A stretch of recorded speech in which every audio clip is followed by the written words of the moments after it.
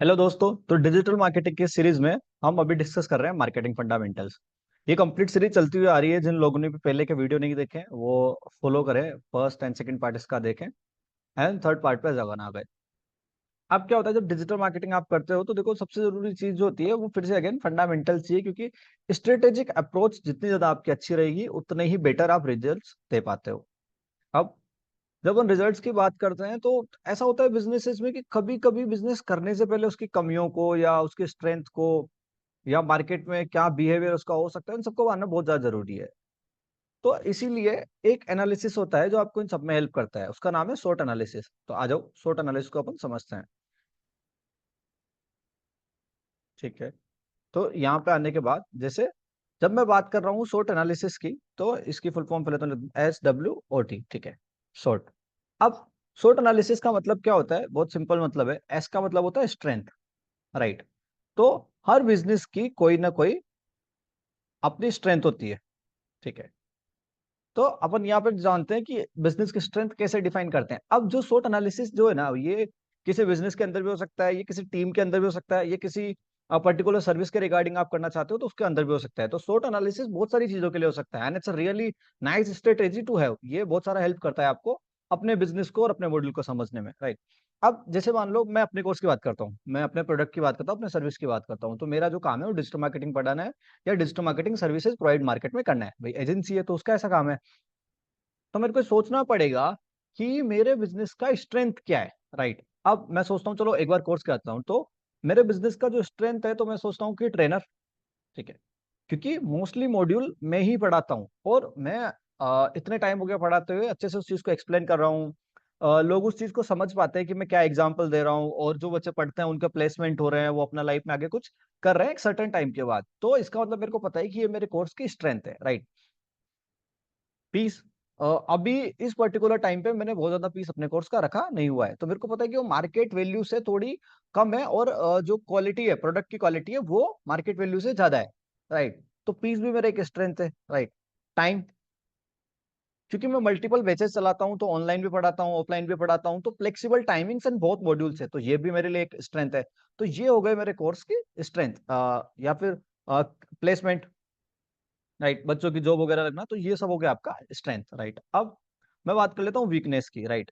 तो देखो अगर कोई भी बिजनेस है जो बोल रहा है कि वीकनेस नहीं है, तो हो सकता है कि किसी बिजनेस के अंदर, मोस्टली सब बिजनेस में कुछ ना कुछ वीकनेस होगी, बट कहीं अगर वीकनेस नहीं होगी तो कुछ ना कुछ तो ऐसे लूज फैक्टर्स होंगे। जैसे अभी अगर मैं मेरे केस में सोच पाऊँ तो मेरे को वीकनेस बहुत कम दिखाई देती है, बट कुछ लूज फैक्टर्स होंगे। जैसे फैक्टर्स क्या हो सकते हैं? मैनेजमेंट। ठीक है। जब एक स्टूडेंट्स मान लो एडमिशन ले ले और एनरोल कर ले और वो लार्ज नंबर में आ जाए स्टूडेंट्स, तो उनसे मैनेज करना भी एक चैलेंज होता है। तो ये इस चक्कर में बच्चे जैसे मान लो कोई बच्चा आया मेरे पास है ना, अब उसने काउंसलिंग लिया, अब मैंने अगर उसका फॉलो अप नहीं लिया तो हो सकता है कि वो स्टूडेंट कन्वर्ट ना हो। तो ये मेरे मैनेजमेंट की कमी है, तो ये क्या हो गया, मेरी वीकनेस हो गई एक तरीके से, राइट। अगर ठीक है सी हाँ, और मैं वीकनेस में समझ सकता हूँ प्लेसमेंट में भी हायर पैकेज। अब क्योंकि मेरा स्टूडेंट जो होता है जो मोस्टली ऑफलाइन बेस लेता है वो जयपुर से है, मैं जयपुर में हूँ अभी पढ़ा रहा हूँ, राइट, मेरा इंस्टीट्यूट जयपुर में है। तो जो ऑफलाइन ले रहा है वो जयपुर से है, और जयपुर में फ्रेशर्स को इतनी ज्यादा वैल्यू नहीं मिलती है यहाँ पे, तो एक सर्टन पैकेज ही उनका लग पाता है। तो हायर पैकेज भी एक तरीके से मैं एक वीकनेस कंसिडर कर सकता हूँ। तो ये मेरे बिजनेस की प्रॉब्लम है। अब देखो, ये जो स्ट्रेंथ और वीकनेस होता है ना, ये होते हैं इंटरनल, राइट। इंटरनल कैसे से स्ट्रेंथ है ट्रेनर, मैं स्ट्रेंथ को और भी अच्छा कर सकता हूँ। जैसे मान लो मैं मेरे जैसे और ट्रेनर ले आऊं, बच्चे ज्यादा हो जाए तो, राइट। तो वो क्या हो गया, एक तरीके से स्ट्रेंथ हो गई। पीस, पीस को मैं चाहूँ तो कम कर सकता हूँ, चाहे बढ़ा सकता हूँ, ये मेरे ऊपर है, इन हाउस है ना, मेरे कंट्रोल में है, तो ये भी स्ट्रेंथ हो गई। टाइम, मैं टाइम को किस तरीके से और भी ज्यादा फ्लेक्सिबल बेचेस बना दूं। जैसे मान लो कभी कोई स्टूडेंट आ गया, सर मैं तो 9 PM पे फ्री हो रहा हूँ नाइट को, कोई बात नहीं, मैं 9 PM पे बेच बना दूंगा ऑनलाइन वाला। तो ये भी एक तरीके से मेरे लिए स्ट्रेंथ हो गई। तो ये इंटरनल है, ये सब चीजें मैं कंट्रोल कर सकता हूँ, राइट। प्लेसमेंट्स, और भी ज्यादा कंपनियों से बात करूंगा और भी HR से कनेक्ट होऊंगा तो मैं अपने स्टूडेंट्स को वहां पे अच्छा ट्रेन करके भेज सकता हूँ। तो ये सब मेरी स्ट्रेंथ है।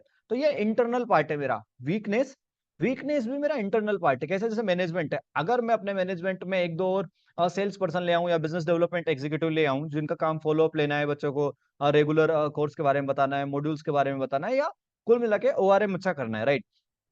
तो वो भी अच्छा हो जाएगा। तो ये जो वीकनेस है इसको भी मैं ओवरकम कर सकता हूँ, मतलब इसको मैं धीरे धीरे करके कम कर दूंगा और ये भी एक तरीके से मेरी स्ट्रेंथ में बदल जाएगी। हायर पैकेजेस, अभी जो ऑफलाइन वाले बच्चे होते हैं उनके तो जयपुर में उनको जॉब करना है, अगर किसी को बाहर जॉब करना हो तो मेरे नेटवर्क से या फिर कनेक्शन से उनके थ्रू मैं उनको बाहर अच्छी अच्छी कंपनीज में जॉब लगा दूं, तो उनका भी प्लेसमेंट जो रहेगा वो थोड़ा सा हायर पैकेज में हो जाएगा। तो वो क्या हो गया, वीकनेस है मेरी जो इंटरनल है उसको मैं ओवरकम कर सकता हूँ। इसलिए तो आप पता लगा सकते हो भाई अपनी स्ट्रेंथ क्या है, स्ट्रेंथ को और बढ़ाओ। आपकी वीकनेस क्या है, जो आपकी वीकनेस है उसको कम करो, यही तो होता है बिजनेस का मॉडल। तो ये हो गया इंटरनल। अब शॉर्ट एनालिसिस में एस और डब्ल्यू ओपन ने कवर किया, इसी तरीके से अब दो और चीजें हैं जो अपने एक्सटर्नल फैक्टर है, राइट। अब एक्सटर्नल फैक्टर कैसे हैं, जैसे स्ट्रेंथ, स्ट्रेंथ हो गया, वीकनेस हो गया, ये तो हो गया आपका एस डब्ल्यू, है ना, राइट। अब ओटी पे आते हैं अपन, तो ओ क्या है यहाँ पर, अपॉर्चुनिटी है, ठीक है। ओटी क्या है यहाँ पर, अपॉर्चुनिटी है आपके लिए कि भाई ये, ठीक है। अब अपॉर्चुनिटी का मतलब क्या हुआ, अब जब मैं ये बिजनेस कर रहा हूं तो देखो हो सकता, अभी मैं यूट्यूब पे ये लेक्चर डाल रहा हूँ, इंस्टाग्राम रील्स पे भी डालता हूँ, वहां से भी ऑडियंस बन रही है, हो सकता है आप लोगों को मेरे लेक्चर पसंद आए, तो हो सकता है यूट्यूब पे भी आप लोग मुझे सब्सक्राइब करें और यहाँ से भी चैनल बने। तो मेरे लिए अपॉर्चुनिटी है डिजिटल एसेट क्रिएट करने की, राइट।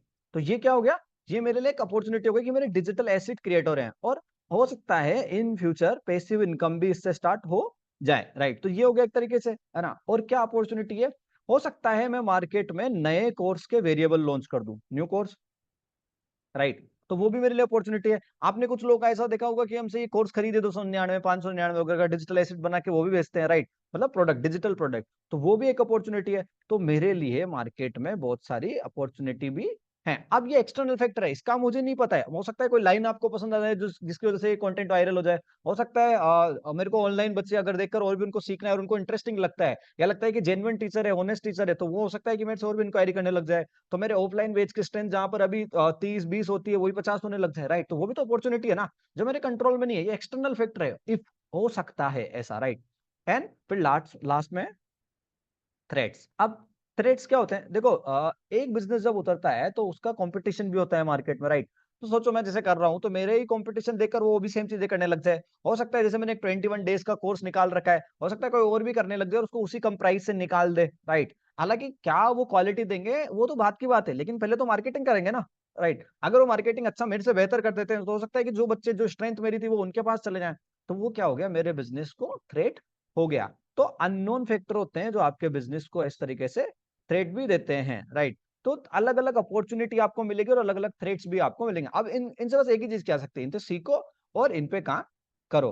तो जब आप शॉर्ट एनालिसिस करते हो तो आपको ये चीज पता लग जाती है कि बिजनेस में ये हमारी स्ट्रेंथ है, ये हमारी वीकनेस है, ये मार्केट में हो सकता है हमारे लिए अपॉर्चुनिटी बने, और ये हमारे लिए थ्रेट्स है। अब जब मैं ये बात कर रहा हूं तो देखो ये एक मैंने बिजनेस के सेंस से बताया, इसी तरीके से आप किसी पर्टिकुलर प्रोडक्ट या आपकी टीम की कोई मीटिंग है उसमें भी आप शॉर्ट एनालिसिस कर सकते हो। जैसे आपकी टीम की स्ट्रेंथ क्या है, जैसे मान लो कोई है वो अच्छा एनालिटिकल स्किल्स का अच्छा है, तो आप बोलोगे इस टीम में एक मेंबर इसका एनालिटिकल स्किल अच्छा है मेरा, राइट।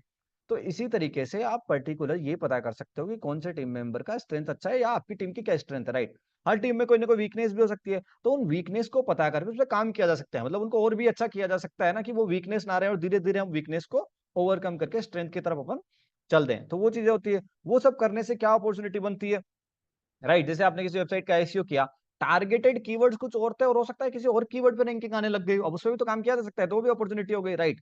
एंड थ्रेड्स भी होते हैं, मान लो आपको लग रहा था कि आप इस तरीके का काम करते थे, अब गूगल ने कोई नई या फिर किसी सर्च इंजन ने भी कोई नई पॉलिसी निकाल दिया, नया कोई एल्गो निकाल दिया, फिर आप फिर अटक गए। तो जैसे मैंने एसईओ का एग्जांपल लिया है, ऐसे वेबसाइट डिजाइन डेवलपमेंट में भी ये होता है, ये एसईओ में भी होता है, पेड परफॉर्मेंस मार्केटिंग में होता है, किसी भी टीम के अंदर शॉर्ट एनालिसिस को इंप्लीमेंट किया जा सकता है। तो शॉर्ट एनालिसिस सब जगह इंप्लीमेंट हो सकता है, चाहे कोई टीम हो कोई बिजनेस हो। तो ये एक अच्छा मार्केटिंग फंडामेंटल है जो आपको समझना चाहिए, और इसको समझने से आप अपनी प्रॉब्लम्स को बहुत हद तक कवर कर लोगे। आई होप आपको सबको ये लेक्चर पसंद आया हो, और ये अगर आपको मेरी सीरीज पसंद आ रही है डिजिटल मार्केटिंग फंडामेंटल्स की लेक्चर्स की, तो मैं उम्मीद करूंगा कि आप लोग सब मेरा चैनल सब्सक्राइब करो। इससे क्या होता है, देखो मेरे को ना सिंपल सी बात है, एक मोटिवेशन मिलता है, राइट, कि आपको और भी वीडियो बनाने हैं।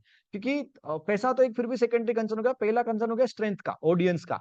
जितनी ज्यादा ऑडियंस होती है आपको उतना ही काम करने में मजा आता है, and I am believer of that thinking. तो आई वुड रिक्वेस्ट और like I would say to everyone कि इस चैनल को आप सब्सक्राइब करो, और मैं आपसे पूरा का पूरा डिजिटल मार्केटिंग कोर्स यहीं आपके लिए लाता रहूंगा।